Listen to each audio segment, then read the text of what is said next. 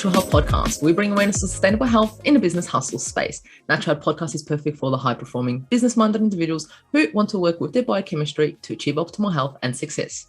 It's Friday, which means it's time for friends sharing facts about health, business, and overall success. In today's episode, we talk to Devin Burke.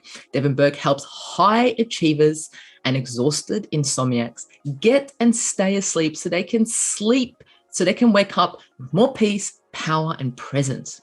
He's a best-selling author, TEDx speaker, renowned sleep coach, and founder of Sleep Science Academy, which helps people stop suffering and start sleeping using a technique, holistic approach based in science. As a speaker and coach, he has inspired thousands of people to open their eyes to what is possible through creating new sleep, health, and performance habits and routines. Devin is on a mission to help the 40 plus million people who suffer from poor sleep by sharing the tools, techniques they need to stop suffering and start sleeping as quickly as possible. He believes that our bodies will heal when given the right conditions to do so, and that small, consistent choices are leading to big, lasting results. When Devin is not putting people to sleep, he is playing guitar, playing with his 10-month-old puppy, and camping, hiking with his wife. Welcome to the Natural Health Podcast, Devin. I'm excited to be here. Thank you for that wonderful introduction. I am so excited to have you. I've heard you speak. I've listened to a few of your talks. Absolutely amazing. And the audience is definitely in for some absolutely amazing information that you've got to share about sleep. So tell us about your puppy. When did you get your puppy? Has it helped you sleep or reduced your sleep, the puppy? You could probably take a guess. It actually has reduced the sleep. It's been a challenge. I'm not going to lie. And what's funny is, so my wife really has done many of the heavy lifting nights as the puppy was growing, getting out, peeing, getting up in the middle of the night. She's like, you know what? Sleep's your thing. I'm going to let you sleep. I'll take care of this. That was kind of like our agreement, getting the pandemic puppy. And I had this rule, like no dog in the bed, And I'm almost embarrassed to say this. The dog gets in the bed in the middle of the night, and it's just like, that's the thing. And I kind of just surrendered to it, which is not good sleep hygiene. So No. It's so interesting because I did the same thing. I was like, no dog in the bed. Absolutely no. And then the only time that my one jumps up is at 7 a.m. just before I'm about to wake up. I go, okay, come on, jump up. We do a bit of a snuggle. And then I'm like, okay, that's it. Because if it was in the bed, my sleep would just be all over the place. There'll be the kicking in the back. There'll be all the rolling. It's a problem. You gave in. I gave in. And I do have to draw some boundaries because it really is. I mean, it's in the beginning of the night, she sleeps in her bed. Yeah. But then at some point in the middle of the night, she's jumping up and she's snuggling up on the neck and she's licking the ear. And I'm like, oh my God. That's too cute. That's too cute. Yeah. So it's been a lot of fun, but that's not amazing. Good for sleep. That's amazing. So look, Devin, I introduced you and you've already done a lot and you're on a huge mission to achieve a lot more. So give us a little bit of an information about who you are, what your key turning points are, like what got you interested in sleep, what got you to where you are here today in your business? Yeah, it wasn't out of my own sleep struggle. I'm like you, we were talking before we jumped on here, like I'm an amazing sleeper. And I actually used to think sleep was a waste of time, like most people still think. I had no idea how important and powerful it was. And it was actually someone that I was working with that had issues with sleep. And I was working, I was set out to be a doctor of physical therapy.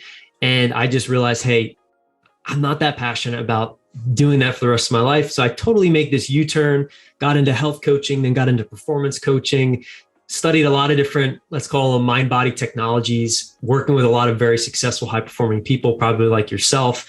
And this person had an issue with sleep. So long story short, I looked into what was available for people that have sleep issues. And I was shocked.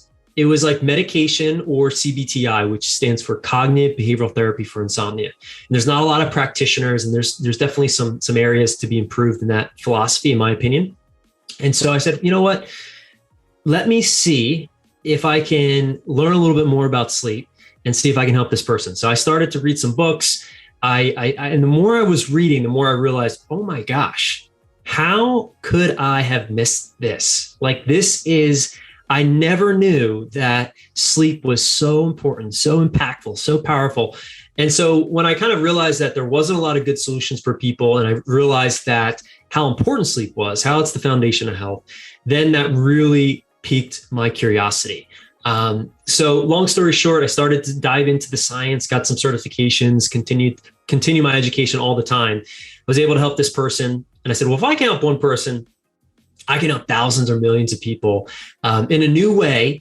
And, and that kind of leads me up to what we're doing today, which is helping people mostly across the United States that have chronic insomnia, specifically, get and stay asleep.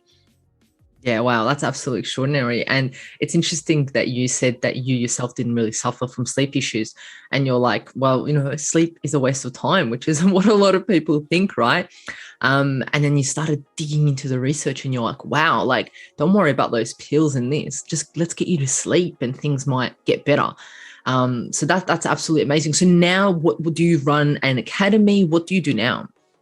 Yeah, so now I have a trained team of coaches, sleep coaches, that support people through an online process. It's education, coaching, technology. So we have the Sleep Science Academy, which helps people with chronic sleep issues. And then I also do a lot of speaking engagements and workshops and things like that as well. And what I'm most excited about now is actually creating a certification for health and life coaches to be certified in our methodology. That's so amazing. That they can teach and help their clients that have sleep issues in the way that we help people, because it is a bit of a tricky topic. A lot of people, that help people in the health field, and their clients have specific sleep issues. They throw, the kitchen sink at it, and sometimes their clients are still not sleeping. We have a methodology and a system that enables people to really address the underlying root causes, the patterns, to be able to sleep. So I want to get that to more people so that more people can be served, because we're a small team. There's only so many people that we can serve. So that's what I'm most excited about this year. That'll roll out later this year. So. And that's exciting because more people will be able to sleep. And that's awesome that, you're starting from a small team and then you're growing now and you're like, like, I'm sleeping amazing. I want everyone else to sleep amazing. Yeah. And there's so many people that struggle with it. There's a need for it. There really is. And there's not a lot of good options for people. Another thing that I'm really excited about that I'm working on is these sleep retreats. So we'll probably roll out a beta sleep retreat this year in Miami, where people can come in, they can experience some of this amazing technology to help them, kind of reset their circadian clocks, as well as get some cognitive tools and strategies to be able to sleep, sleep well, and then leave the retreat and sleep even better for the rest of their life. So that's kind of some new things that we're working on behind the scenes. That sounds amazing. Oh my gosh. Like, that sounds like my dream. It's like, what, going out drinking for the night and partying in like Vegas? No, I'll go to the sleep retreat instead. Yeah. I mean, it's a thing. It's funny enough, actually, it's a global trend. It's a global wellness trend is sleep retreats. Because I think just people are so burnt out, and people need, want to escape their bed and bedroom, want to escape their everyday life to get some rest. And they're looking for opportunities to do so. So I'm gonna create something to really fulfill that need for people that in a unique way. So yeah, it's exciting.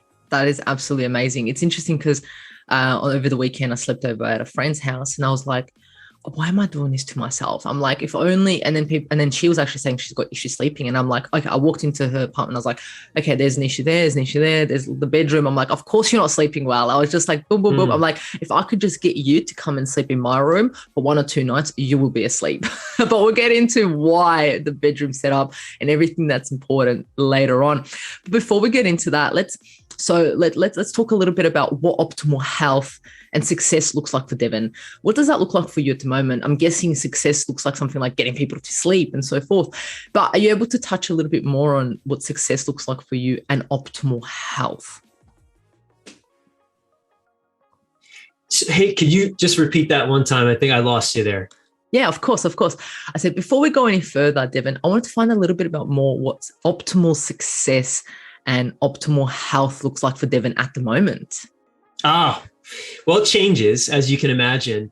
But really for me, success, there's a couple core areas that I focus, it's not just financial, obviously that's an important area, but relational, community, so friends and family, and energy, and really a mission. So like those are like the core areas that I'm always kind of juggling and looking at. And obviously there's a lot of things that I do on a daily basis, on a weekly basis, and a monthly basis to really support those pillars.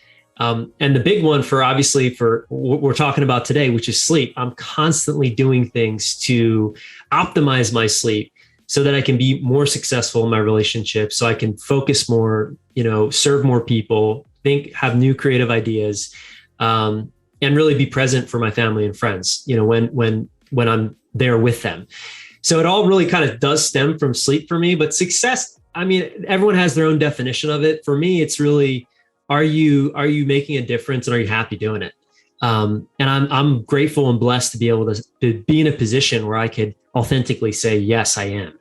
And that's taken a lot of work to sort of gather the tools and the techniques to really understand myself and to be able to live from that place to serve others and help them get there as well.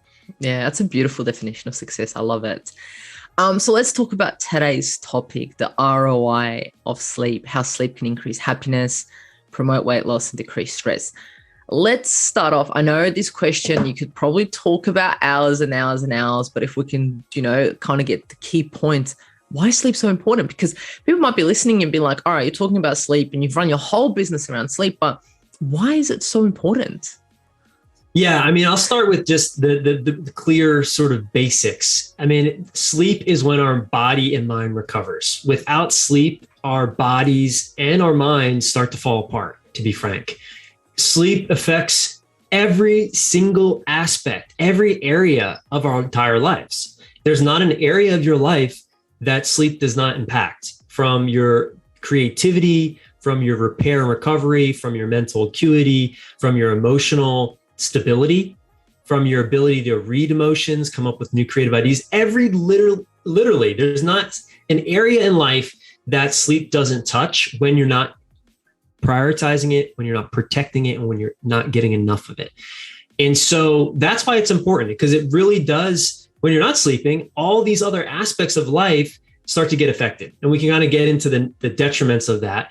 But when you're prioritizing and protecting sleep, it's like a ship that rises the tides. It's that saying, right? It really is. Everything gets better once you start to sleep better. And people don't realize that. It's kind of like this thing that people put on the back burner. You hear things, you snooze, you lose, sleep when you're dead. I don't have time for sleep. There's all this negative stigma around sleep. And it really should be the opposite. It should be praised. It should be protected. It should be prioritized, because it really does affect every aspect. And we can go into more specifically each of these aspects if you want, but that's kind of the blanket statement there. Yeah. No, that's amazing. I like the blanket statement. Are you able to just touch base on, people think sleep and it's just like a one-off thing, and sleep is the same from when you fall asleep to when you wake up, right? But we all know there's stages. Are you able to just touch upon those stages and maybe just pull out 2 or 3 things what each stage is important for, so people do understand a little bit about the importance of the stages? Yeah, super. I'm going to make this so simple so people can really kind of hone in and understand it. So there's 2 different types of sleep, right? So there's non-REM and REM. Within non-REM, there's 4 different stages, stage 1, 2, 3, and 4. Now, when we talk about quality sleep, we're talking about stages 3 and 4. That's called deep delta sleep and REM sleep, or rapid eye movement. So every 90 minutes, we're going through these cycles, stage 1, 2, 3, 4, we're going into REM, we're popping in and out of these cycles. And each night, it's called our sleep architecture. It's going to look different every night. Right. And so each of these stages are important, because obviously certain things happen within each of these stages. But when we talk about quality sleep, again, we're talking about stages 3 and 4 and REM sleep. So I want to start there. So REM sleep, or rapid eye movement sleep, happens mostly in the 4th quarter of the night, right before you wake up. That's when short-term memory is getting shuttled to long-term storage. That's when we're dreaming. That's when we're creative problem solving. That's when we're working out the emotional traumas of the day. It's really important for the brain. You can think of REM sleep as important for the brain.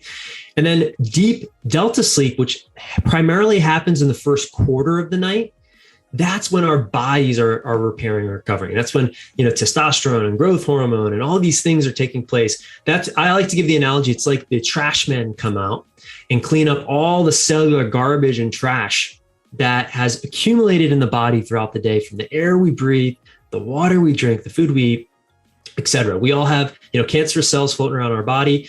And it's important that we get into these deeper stages of sleep so that our body can recognize those cells and clear them out, essentially. There's the glimpse system, which is like the limb system for the brain that removes beta amyloid, the plaque that builds up that creates Alzheimer's. There's all these things that take place.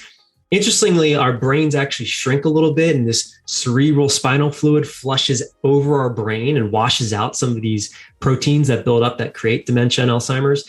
So really important stage. You kind of think about it. It's like your bookends of the night. It's like the first half of the night is when you're getting most of your deep sleep, body repair.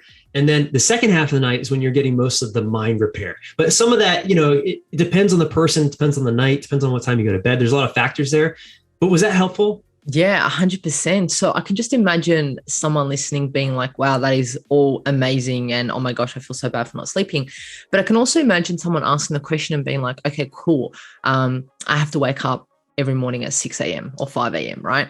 So by me putting an alarm clock on and by me waking myself up not naturally, am I cutting that end sleep short? Am I impacting that stage, and therefore it's impacting my mental health or my short-term memory or my memory overall? Unfortunately, yes. I mean, I hate to be the bearer of bad news, but yes. I am the bearer of bad news. I'm always like, do not use an alarm clock. Yeah, and it is challenging for people because, people, and you think about, why do you need an alarm clock, right? That's kind of, or why does even the snooze button exist? It's like we're not getting enough sleep. Like your body, how do you tell if what's enough? It's if your body isn't in sleep debt, and naturally it'll sleep a certain amount of hours and you'll naturally just wake up. And that's kind of like the amount of sleep that you should get, as long as you don't have accumulated sleep debt. But most of us, we have alarms because we have jobs or we have things we need to get up for. And it's challenging. And depending on where you are in your life, what your job is, if you're a business owner, if you have more flexibility over your schedule, it can be really, really challenging to prioritize sleep, to get enough of it and to not wake up without an alarm. But there are strategies and there's techniques, no matter who you are, what stage of life you're in, what you do for a living, that can help you. And I'm sure we're going to talk about some of these on this conversation. I love that you put a little bit of hope back into it. It's like, keep listening. We've got some good stuff ahead. Yeah, it's not all, but ideally, we're not waking up with alarm, because that is really cutting into that juicy REM sleep. And that's really important for memory, for mental acuity, for reaction time, it's like, it really does affect so much. Yeah. So if we can not cut into that really important stage of sleep and allow our bodies naturally to wake up, in an ideal world, if you could create that for yourself, that would be awesome. Yeah, it's crazy. I think it was yesterday that I was actually reading, and you did mention through the stages of sleep, you mentioned natural killer cells, you mentioned cancer, how important it is. And just by one night of sleep, less than 6 hours, there was a 70% reduction of natural killer cells. And if you do that every single night and someone gets cancer, and it's like, how was your sleep? Most people, it's crazy how that's like an extreme case, of course, but it's crazy how sleep impacts it that much when you put statistics to it. Yeah, there's an interesting study that actually showed there's these things called integens, and they're like the stickiness, right? And people that are sleep deprived don't have these, the amount of entogens that people that are, getting quality sleep, and the entogens kind of stick to those damaged cells so that the natural T cells can take them out, essentially, right? They're like the assassins of the body. And so it's interesting, like that's kind of how that works. I'm sensitive sharing. That's totally true what you just said, but I got to be sensitive to it, because sometimes what happens is people hear that are not sleeping well, and it creates more anxiety, more fear, which then leads them to not sleep well, because they're afraid, oh my God, if I don't sleep, I'm going to get cancer. And it's like, no, like, Are there statistical evidence that support, yes, it's not in your best interest to not be sleeping well? Yes. But are you going to get cancer because you have insomnia? No. So I just want to put the disclaimer there, because sometimes people hear this stuff and it makes it way, way, way worse because they get this fear and anxiety about it. I love that you mentioned that. I love that you mentioned that, because most individuals aren't sleeping because the sympathetic nervous system is overactivated. And then by providing that information, you're just adding petrol to the fuel, right? To the fire. And we don't want to do that. Like, that's not my goal here, is to scare people. Although, for the people that are not prioritizing it and they're not protecting it, and they're binge watching Netflix and drinking alcohol and a ton of caffeine and just, abusing their bodies, and it's like they don't have insomnia, then like read into that statistic and let it open your eyes and motivate you to, to take action to make some lifestyle changes. So I think we don't want to scare people, but there is a lot of evidence. It's when you're not sleeping well, it's linked to every major disease: heart disease, cancer, diabetes, obesity. There's a strong link between sleep and obesity, which I'm sure we're going to talk about. So if you care about your health, if you care about longevity, if you care about performance, sleep is something you want to protect. And it's not just me saying that. There's real science around it, and the smartest people on the planet, the best, sharpest entrepreneurs, the top athletes, they all prioritize their sleep. And I could throw some names out there, but like the richest man in the world, Jeff Bezos, he protects his sleep. He knows. I mean, his time is worth billions of dollars, right? And he gets 8 hours of sleep a night. So Bill Gates, there's another one, Ariana Huffington, and then we can go to athletes like LeBron James. He gets 12 hours a night.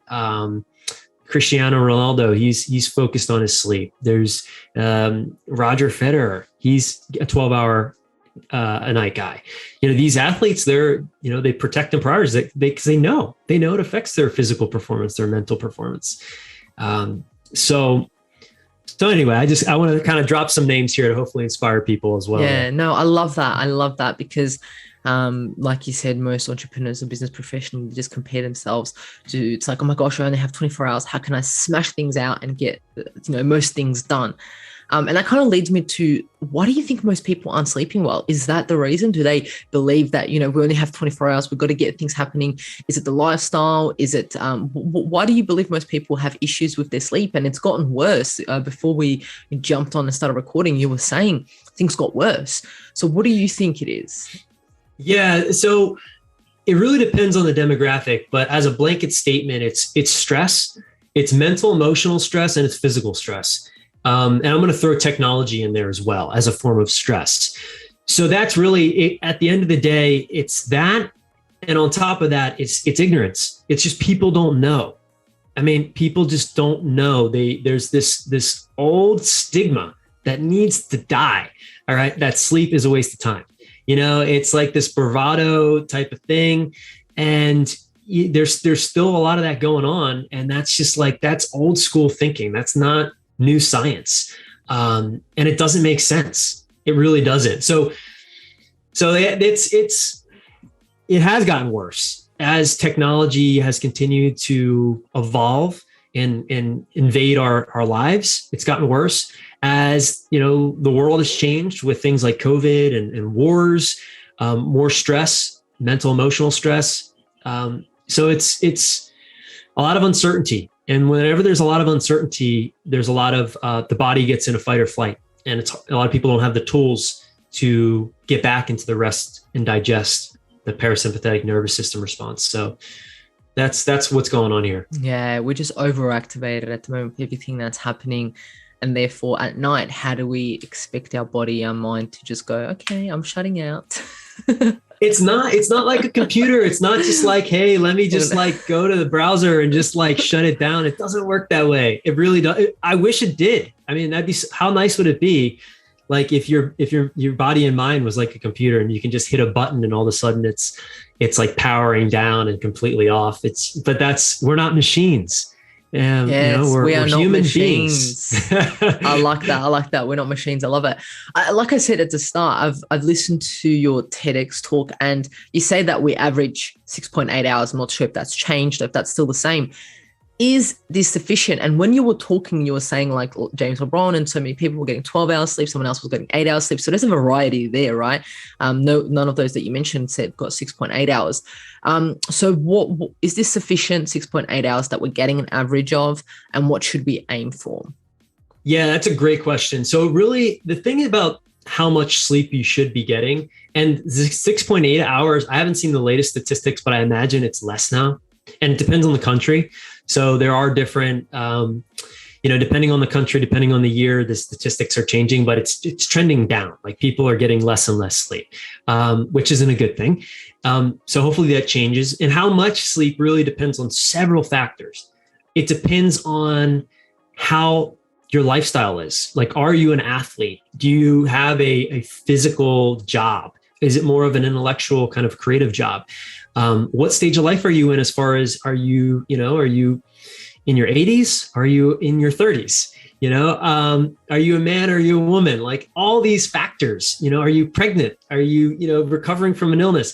All these things is going to change how much sleep your body needs. And the cool part about it is the body has a natural intelligence. And if you listen to it, it'll actually come online and it'll tell you how much you need.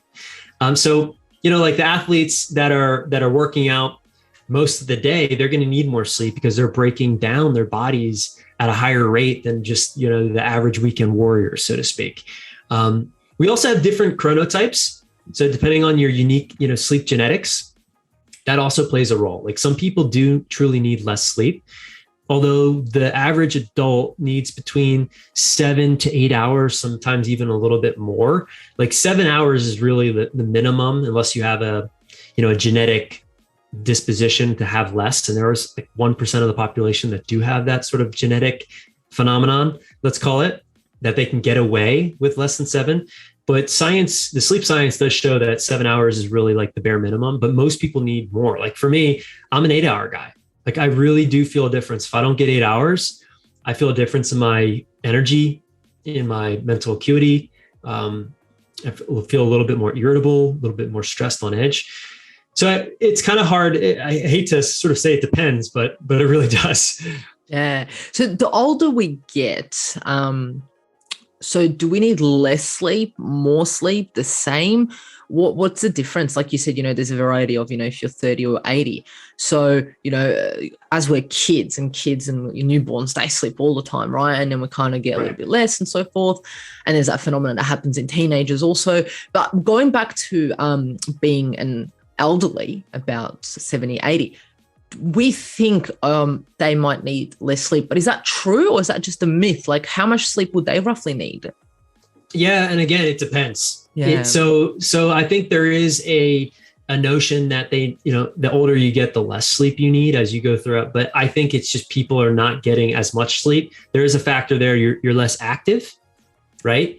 But it's also at that stage of life, you've been through a lot. There's a lot, there's a lot on your mind. There's a lot of times you're maybe you're getting up because you're worried about your grandkids or your kids or your 401k because you're retired or something like that. So, there's a lot of factors there. And if you're less active, you're going to probably need less sleep, but the brain needs sleep. The brain, if you're aging and you're going through life and you're taking care of your body and your brain, you should still be sleeping a significant amount, even in your 80s. Because you should still be active, right? You should still be creatively thinking and engaged in your community and doing things to make you feel vibrant. Where I think a lot of times there's a large statistic that shows when people retire from their profession, their health drastically declines at that place because they're not engaged anymore mentally, physically. They sort of check out. They just start having cocktails and playing golf and watching the news. Which isn't really the healthiest way to existing, right? So, I love that. I love that explanation that you said it varies, and also varies. There's so many factors taken into consideration, and everyone just has to look at their own situation. I love that. So look, you mentioned some things like, playing golf, drinking and things like that. What would be some habits that an average business professional may be doing that may be harming their sleep or their ability to get to sleep or their quality of sleep?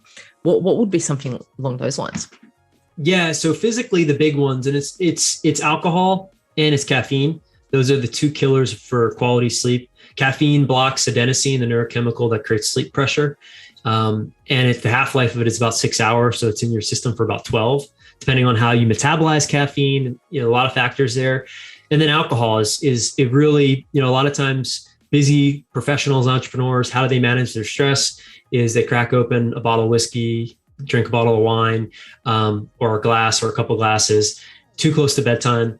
And that absolutely disturbs our sleep. It raises the body temperature. It might act like as a sedative. You might be able to fall asleep faster, but it's not quality sleep. It's a diuretic, so you're dehydrating yourself. So alcohol and caffeine are definitely, the uppers and the downer, so to speak. And then the inputs. A lot of times people that are running companies or are busy professionals, they have too many inputs, meaning there's too many things, too many people have access to them. There's too many things that they're checking. There's not enough space in their day. There needs to be space. If you don't have space in your day, you're going to take your day into your night. And if you do that, you're not going to sleep well. And so, you have to have strong boundaries. You have to have strong boundaries around your time, around what you say yes to, what you say no to. All of these things, you might be thinking, well, what does that have to do with sleep? It has everything to do with sleep, because that stress builds up in your mind-body system, and then it's not able to be discharged or released. And then you do something to try to do that. Unfortunately, a lot of those things are not conducive to sleep. And then we have poor sleep. And stress and sleep are bi-directionally linked. So it's less sleep you get, the worse sleep you get, the more stress you experience. The more stress you experience, the less sleep you get. So on and on this can go. So is that helpful? Yeah, 100%. I love that you mentioned the input, because a lot of people will be like, what? Having space in my busy schedule? How am I even supposed to create that? That might even stress someone out and being like, I have to create space. And then you mentioned, taking your day into the night and having those boundaries of being like, no, okay, no meetings after this time. I'm clocking off after this time. It's me time. It's family time. It's calming down time and stuff like that. So it's really interesting that you mentioned that. And a lot of people would be questioning themselves, what's that got to do with sleep, right? But like you mentioned, there's a connect relationship with stress and sleep. So I love that. So what would happen if we just ignored sleep? Like if we didn't even, like what would happen to someone who can't sleep and they just haven't slept? Is that dangerous? Like if you just can't sleep? It is. And there actually is a Netflix movie about this. It's where the world, all of a sudden there's some phenomenon that happens and no one can sleep, and you start to see what happens in the world. And it looks like, the apocalypse. Essentially, people are, it's crazy, because really sleep, when you look at it from an evolutionary standpoint, like you can survive a couple of weeks without food. Water and air is probably more important than sleep. The next most important besides water and air, it's sleep, right? You can survive without moving your body. Some people, you can not move your body really at all, and you're still, eventually that's going to take you down. But if you have a couple of nights or a couple of days where you just don't sleep, even just one night, the impact of that on your mind and body is drastic. And it truly does affect, everyone that's probably listened to this has had a night where they didn't sleep, or maybe only slept 1 or 2 hours. And just think about how terrible you felt the next day. How foggy, how, off. It just throws everything off. Your life just gets kind of chaotic. Because you can't think straight and you're just so tired and your body is stressed. It's inflamed. You crave sugar and fat like crazy. Your willpower is super low because you just don't have the energy. So you're eating all the wrong foods. You're not thinking straight. You're making bad decisions. And there's studies that show that it's almost as bad as like being drunk, like having literally legally, depending on where you're listening to this in the world, in the States and all that, but it's literally you're worse off than if you were driving around the road after, like literally legally drunk, because of the detriments. So, I mean, I could go on and on. Again, I don't want to freak people out here, but yeah, it's not, when you don't sleep well, it really truly does. It can destroy your life. And I see that on a weekly basis with the clients that we support. And it's so sad. Yeah. And I mean, if it has such an impact on so many things happening around the world, like even some of the major events that have occurred in the world have been due to mistakes because people haven't slept, right? Yes. So that's major. So imagine what mistakes you could be making in your business by not sleeping. That little decision that impacts you down the road for years. That little contract, that relationship that you were grumpy and you couldn't hold the relationship because you were irritable and you cracked it, and then goes that relationship forever. Yep. But if you were fully, if you had enough sleep, imagine the relationships that you would have around you, the relationships you'd be able to hold around you, the business you'd be able to run is just absolutely amazing, right? Well, it's so true. I mean, how important is it? It really comes down to decisions, and decisions dictate our destinies, right? Like if you're making one bad decision, it can cost you. Like, let's say you make a bad decision in your business. I mean, it can cost you your business, literally. Literally. So it's like you want to be in a place where you're able to make decisions from a clear mind and from an energetic state versus a sleep deprived state and a foggy, uncertain mind, a stressed mind, so to speak. You don't want to make decisions from that place of fear. And that's oftentimes if your body is not well slept, you're essentially, your system is emotionally, your system gets put in this state of shock because it's stressed. And that's not a good place to make decisions from. Yeah, 100%. So why would a business professional want to invest in the sleep? Or what is their return on investment? I know we're talking a little bit about this now. So they're like, you'll sit down in a business meeting and, as a person, you're trying to say, sleep's so important. What decision, what information would you provide this business professional to tell them that their ROI will just get better? Yeah, I mean, I'd ask them first and foremost, how much is your time worth, right? Like, and how much, like how the decisions you make, what's the impact on a day-to-day basis of those decisions? Because at the end of the day, it comes back to making decisions. And if you're making poor decisions, then you're not going to be in business very long. It also affects the creativity. So a lot of time, and this is where it gets a bit tricky. So people that don't prioritize and protect sleep, they don't really think that they feel pretty good. They think that they're mentally making good decisions. And there's actually studies that show this, of people that are underslept, but they're really not. They're making poor decisions, but they're the one that they can't see it. Like outside people can see it, but they can't see it. So it becomes their new norm. It becomes this subjective sort of thing. It's like, oh yeah, I feel pretty good. I don't need that much sleep. I'm making good decisions. I feel pretty good energy wise. But there's this whole other level that you could tap into if you prioritize and protect your sleep from an energetic standpoint, from a creative standpoint, and from a decision-making standpoint.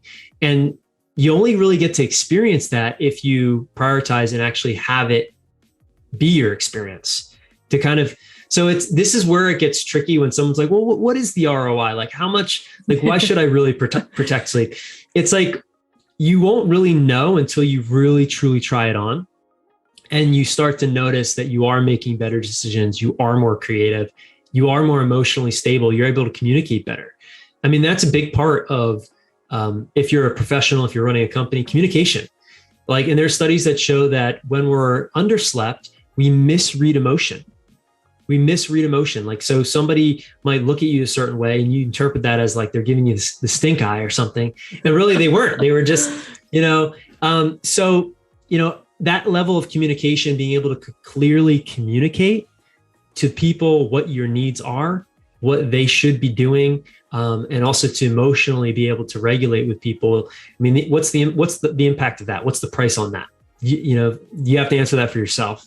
That's a great question. I love that question. And a lot of people be sitting there thinking and being like, wow, what is that?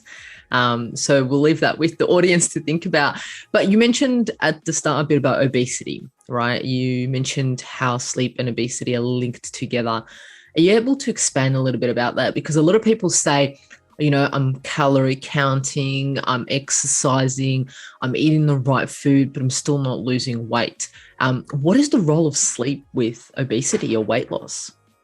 Yeah, so there's hormonally, there's two hormones that control, when we're hungry and when we feel like we're full, ghrelin and leptin. So first and foremost, those get dysregulated. So essentially you're hungry all the time and you don't know when you're full. So we'll start there. That's not a good, we're not operating from a good place here. Then there's the willpower factor. So your willpower gets decreased. So willpower is like a muscle. So you start making poor decisions. So rather than the glass of water, you go for the soda because you're energy deprived and your body is stressed and it's looking for energy. And energy comes in the form of sugar and fat, right? So now here we are, we are making poor dietary decisions because our willpower is low. We are hungry, so much more hungry than we were if we got good sleep. And we're eating all the wrong foods and we don't know when, our body's not telling us when we're full. That is a recipe for obesity. Then on top of that, it gets worse. Our stress hormones, cortisol, stays elevated. It elevates highest in the morning when we first wake up, and then it's supposed to dip down and it kind of comes back up, and it's sort of like a roller coaster. But when we're not getting sleep, it kind of it stays up. And that's the stress hormone. It's like your body then is going to hold on to fat because it thinks it needs to survive. And oftentimes around the belly, which is exactly where people do not want to be carrying it. That's a risk factor. And so yeah, it is a recipe for a disaster. And a lot of times, and I've seen this with people, it's amazing. They could be exercising, eating all the quote unquote right foods, and they're having issues with their sleep and they're having issues losing weight. They get their sleep aligned, all of a sudden the weight comes off. Yeah, I love it. Every time someone says to me, what can I do for my sleep loss? I'm like, let's look at your sleep. So for weight loss, I'm like, let's look at your sleep. And they look at me like, what's that got to do with? And I'm like, okay, let's sit down and talk. Yeah. And that's when your body's burning fat throughout the night too. That's when your body is burning fat, is through the night. It burns more fat through the night than sometimes in some cases during the day. So it's you want to optimize that, like let's burn some fat, and let's get some good sleep while we're doing it. Yeah, it's absolutely crazy. Let's talk a little bit about a few things that could be done during the day to assist people by sleeping better. I know it's a weird question. People are like, why am I asking you a question what we can do during the day to sleep better? But it's kind of like, that's where you start, right? What we can do during the day to ensure that we're able to calm down and sleep better at night. What would be some things that some individuals would be able to do or take note of if they're not doing that? Thank you so much for bringing this up, because it's so often people just want to focus on the night and totally negate the day. But you can't do that because, again, we take our days into our nights, and a great night of sleep starts literally as soon as you wake up. And this is why, because there's two things that control sleep. There's circadian rhythm, circadian clock, your body's clock, and then there's the sleep pressure system. So when you wake up, if you can get sun on your skin, if you can get your feet on the ground, that is going to be the best possible thing that you can do. Now, that might not be available depending on if you live in a high rise or, if you're waking up before the sun because you have to or whatever. But if that is available for you, do it, because it's going to help your circadian clock stay synced, as well as getting up and going to bed at the same time. So having that go on and then creating a morning routine so that you can start to prepare for the stress that the day is going to present itself. It's like I call it like putting on the armor. So whether that's meditation or prayer or gratitude or, some reading positive things, anything that's going to give you energy, that's going to kind of put the armor on so that you can go out and be resilient to the stress that life is going to throw at you. That's going to help you sleep better at night. Put the armor on. I like that. I like the armor. Put that on. It's kind of like, I love it, to prepare for stresses, because you don't know what's going to happen during the day, right? You have no idea. no idea what's going to go on. So it's like, if you can prepare your mind and your body by doing things that create a peaceful mind, a clear mind, that create a healthy body, like, hydrating first thing in the morning, because we lose like a liter of water throughout the night. So you want to definitely hydrate first thing in the morning, and wait before you have that cup of coffee, at least an hour, so that your cortisol comes down a little bit. So you're not dumping, fire on the already hot system. It's like all these little things throughout the day, from the moment we wake up to the moment we lay our head on the pillow, will dictate how well we sleep. What you eat, when you eat it. Do you take breaks? Are you just going back to back? This is one of the biggest things. I was actually shocked when I had my clients start to create, we call them transitions between meetings. It made a huge difference on their sleep. Because if you're going from meeting to meeting to meeting, or task to task to task to task, and you're treating yourself like you're a computer, and you're not a computer, you're going to burn out. Your hard drive is going to fry.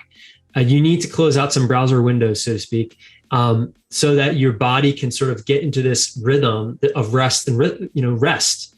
It's active rest. So doing things throughout the day, taking these transitions, these breaks, which could be like taking a walk, having some water, listening to some music, like something away from technology.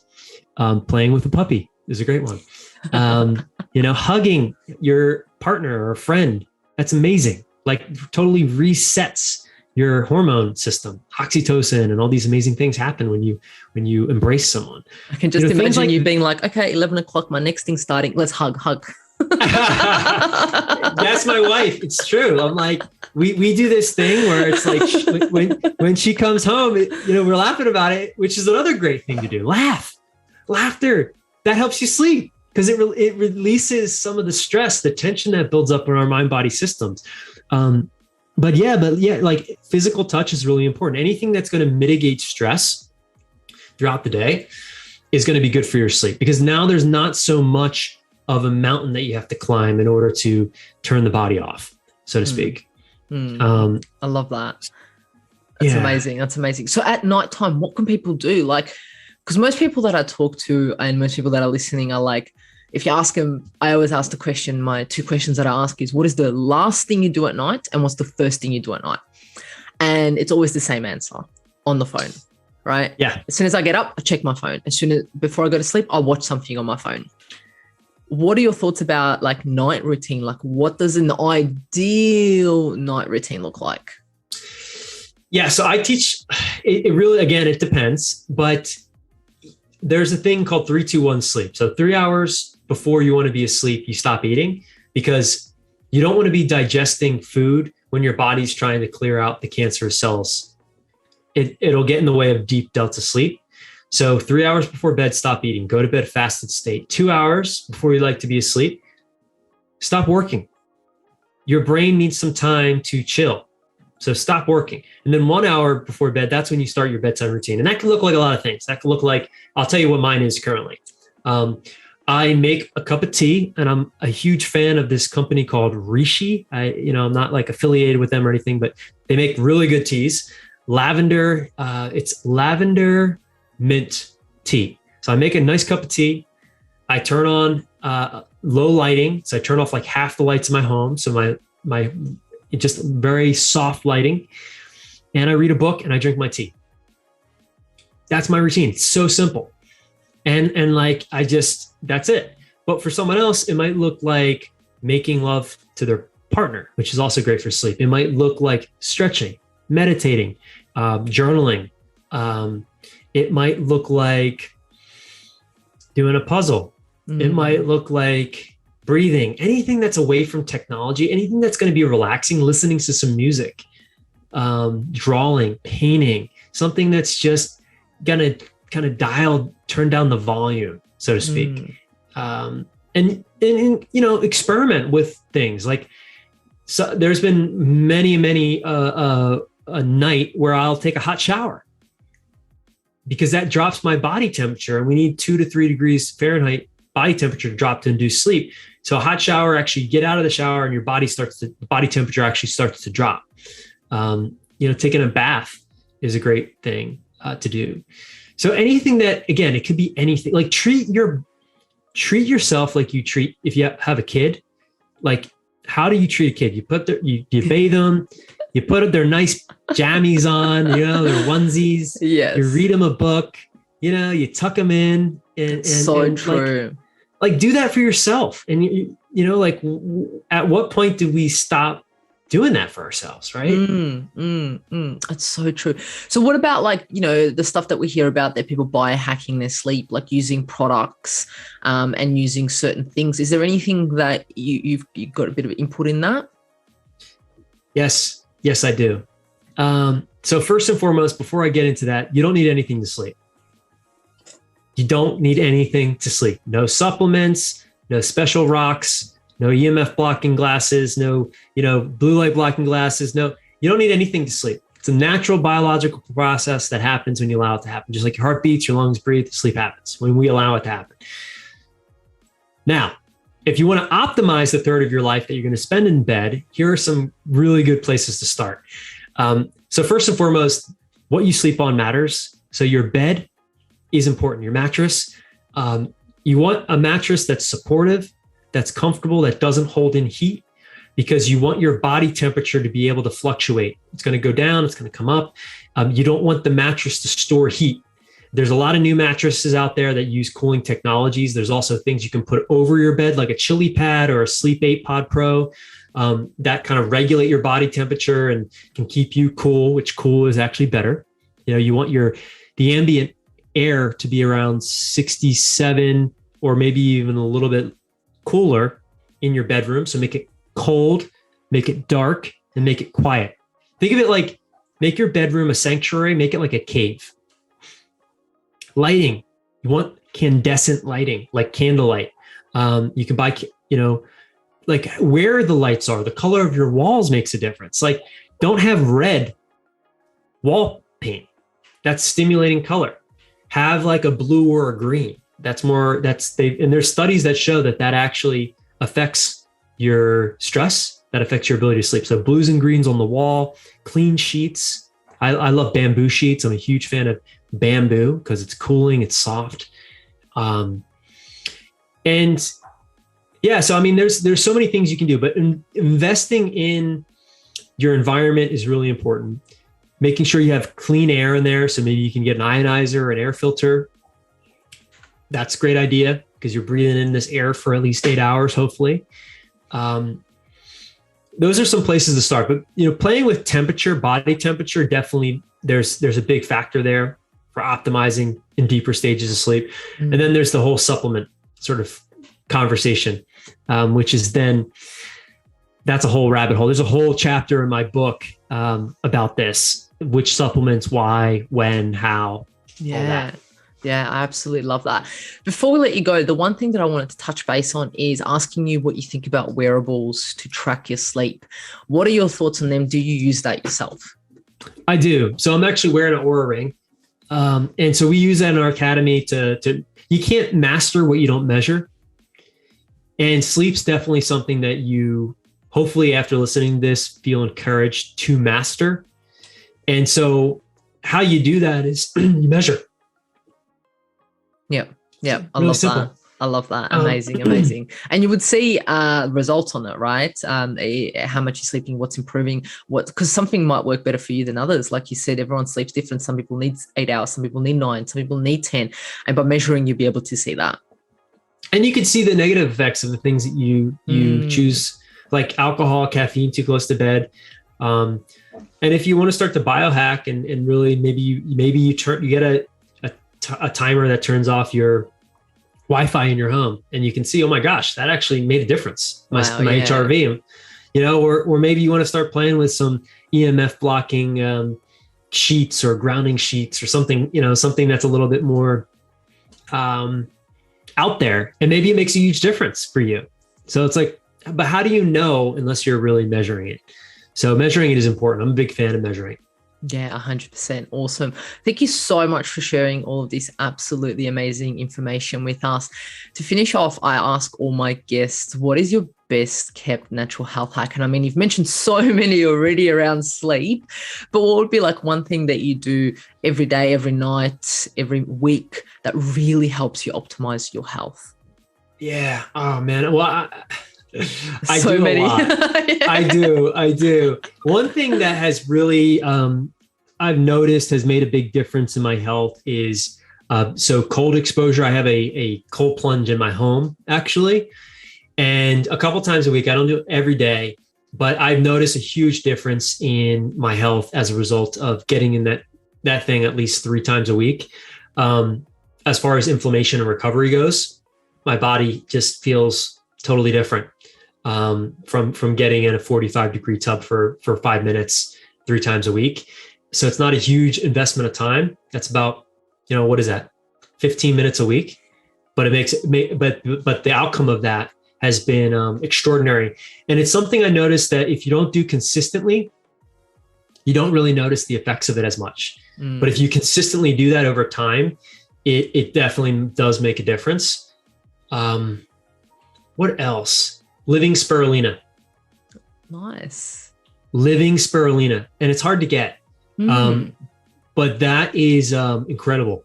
If you can get living spirulina, like not the powdered stuff, I'm talking like literally, it kind of looks like sort of like yogurt consistency. It's kind of nasty. It doesn't really taste like anything, but it's incredible. It just makes you feel really amazing after eating it. Yeah, amazing. Wow. Thank you so much for sharing, your health hacks, sharing your journey of business and sleep. And then in addition, sharing all of these hacks, tips to help individuals sleep a lot better. Because we understand how frustrating it can be for individuals who just cannot get to sleep. And like you've said throughout this podcast, it has gotten worse. And you want to help so many individuals get the message out there that you can sleep without supplements, you can sleep without anything. It's a natural thing that should occur, and you can get to sleep. 100%. Just, sleep comes, just allow it to come. Yeah, amazing. Is there Get anything out of else? the way. Yeah, is there anything else you want to share before we close up for today, Devin? Yeah, I would just say this. If you're somebody who you feel like you've tried everything and you're still not sleeping, there's probably a psychological component to you not sleeping. So really don't underestimate the power of your thoughts and beliefs. And if you're somebody you feel like you've tried everything and you're still not sleeping, I highly recommend that you explore the unseen, the things that you haven't tried, that you can't touch and see. And I found that those things oftentimes are the keys to helping people that feel like they've tried everything. Yeah, thank you so much for sharing that with us. And I'm going to put all of your links to your address, website, socials in the show notes below for the audience to access you and access your courses to be able to get some help on sleep. So thank you so much for sharing that information. Thank you for joining us at the Natural Health Podcast. And remember, the missing link between failure and success is your health.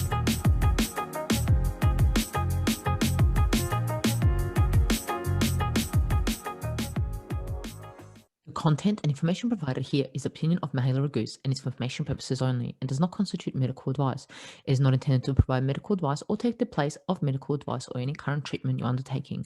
Consult your own medical professionals for any medical issues that you may be having. This entire disclaimer also applies to any guests or contributors to the Natural Health Podcast. It is advised that you consult your doctor or healthcare professional in relation to any health concerns you may be having. Mahela Raguse does not take responsibility for any health consequences which occur from a person listening, viewing, or reading this content. And in no circumstances shall the Natural Podcast, Mahela Raguse, any guests or contributors to the Natural Podcast, or any employees, associates, or affiliates of Mahela Raguse be responsible for damages arising from the information provided on the Natural Podcast. By listening to this podcast, you agree not to use this podcast as medical advice to treat any medical conditions in either yourself or others.